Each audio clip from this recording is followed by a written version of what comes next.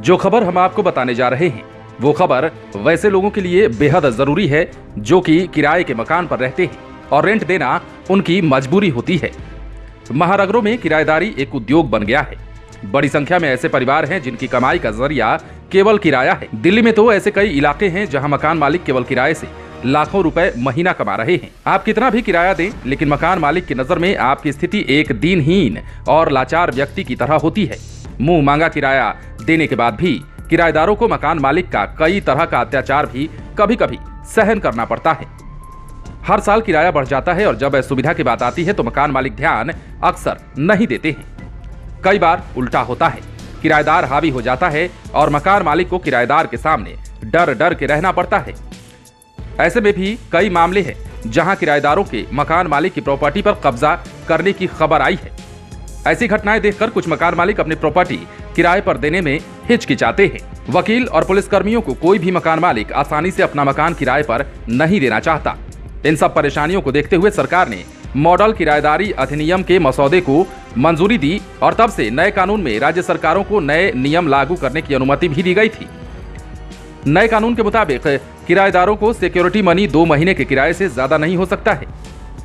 किराया बढ़ाने के लिए कम से कम 3 महीने पहले मकान मालिक किराएदार को नोटिस देगा। दोनों पक्षों में अगर आपसी संबंधों के आधार पर सहमति हो जाती है तो हो सकता है किराया ना भी बढ़े। इसके अलावा मकान मालिक को मकान का मुआयना करने आने से पहले 24 घंटे का नोटिस देना होता है। किराए का 3 गुना सिक्योरिटी डिपॉजिट लेना तब तक गैर कानूनी होगा जब तक इसका एग्रीमेंट न बनवाया गया हो। किराएदार के मकान छोड़ने के 1 महीने के अंदर मकान मालिक को सिक्योरिटी मनी वापस देनी होगी। अगर कोई विवाद होता है तो मकान मालिक किराएदार की बिजली पानी जैसी सुविधाएं नहीं काट सकेगा। कानून में कहा गया है कि बिल्डिंग के ढांचे की देखभाल के लिए किराएदार और मकान मालिक दोनों ही जिम्मेदार हैं। अगर मकान मालिक ढांचे में कुछ सुधार करता है तो उसे रेनोवेशन का काम खत्म होने के 1 महीने बाद किराया बढ़ाने की इजाजत होगी। हालांकि इसके लिए किराएदार की सलाह भी ली जाएगी। रेंट एग्रीमेंट लागू होने के बाद अगर बिल्डिंग का ढांचा खराब हो रहा है और मकान मालिक रेनोवेट कराने की स्थिति में नहीं है तो किराएदार किराया कम करने को कह सकता है। रेंट एग्रीमेंट के दौरान अगर किराएदार की मौत हो जाती है तो रेंट एग्रीमेंट उसकी मौत के साथ ही खत्म हो जाता है। अगर मृतक का परिवार भी है तो किराएदार के अधिकार उसके परिवार के पास चले जाएंगे। नए कानून के मुताबिक अगर समय पर किराएदार ने मकान खाली नहीं किया तो किराया पहले 2 गुना और फिर 4 गुना हो जाएगा। किराए के मकान का रखरखाव किराएदारों को ही करना होगा। रखरखाव नहीं करने पर मकान मालिक रखरखाव का काम करेगा और किराएदार का जो पैसा सिक्योरिटी डिपॉजिट में जमा है उसमें से काट सकता है। किराएदार अगर प्रॉपर्टी के रखरखाव पर खर्च करता है तो जो पैसा वो किराए के तौर पर दे रहा है वो उसमें से काट सकता है। साथ ही अगर प्रॉपर्टी को नुकसान पहुंचता है तो मकान मालिक को बताना होगा। ऐसा नहीं है कि किराएदार बिना बताए चला जाएगा।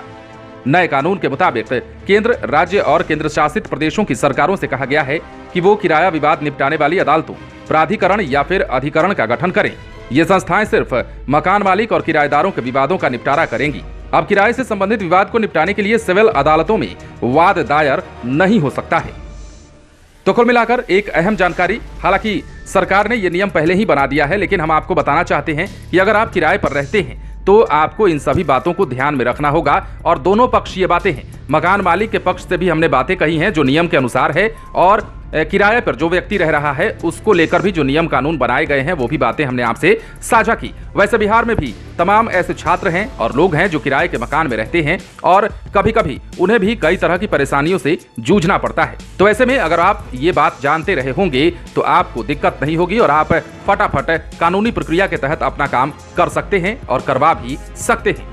आप बने रहें लाइव सिटीज के साथ। यदि आपने इस चैनल को सब्सक्राइब नहीं किया है तो सब्सक्राइब कर लीजिए ताकि हम आपको खबरों से अपडेट रख सकें।